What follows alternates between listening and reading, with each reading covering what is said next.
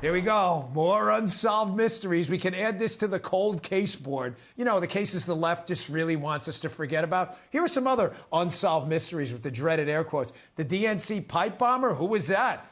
The Paul Pelosi attack timeline, still don't know. The Las Vegas shooter's motive, no idea. And of course, the Epstein client list.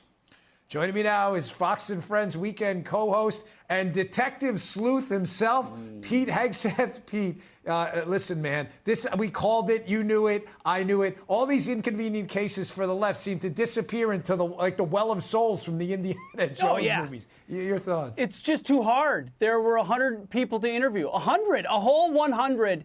They did 120 interviews, which means maybe they interviewed a couple of them twice because they had suspects. And all of them said, I promise you, cross my heart, hope to die, it wasn't me. And of course, the Supreme Court, there was no lie detector test. Rand Paul called for that back in May. Why don't we put these people under oath and make them take a lie detector test and maybe get some clues here or there? They say COVID protocols are part of the reason why so many people had access to the draft document. It makes me think of that Happy Gilmore segment. You know, when he talks about finding the dog? Like, you don't go home after an hour searching for the puppy.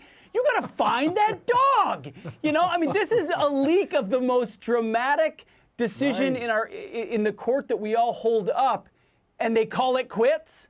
Talk about a disincentive talk about an incentive for the next person to leak the one they don't like.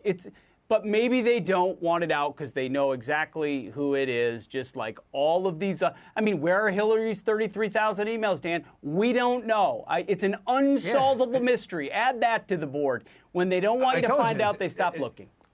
Yeah, it's in the well of souls from Raiders of the Lost Ark. Pete, you know, this just degrades confidence. It's true. It degrades confidence in our Department of now injustice. But I mean, think about it, right? There's like 8 million people or such that live in New York City, yet they manage to solve homicides every day. Yeah. This Supreme Court case, there were literally 82 people, maybe 100 that had access. I mean, just put them on a polygraph, bro. That's it. You nailed it. They don't want to find this person. There's not a chance. They don't want. It was easier for them to find the Moscow killer pinging cell phone towers than it was the DNC and RNC bomber, and they have live video of the person implanting it from multiple angles. If it was a Republican on Jeffrey Epstein's island, the list would be on the front page of the New York Times. Right. They don't want us to find it.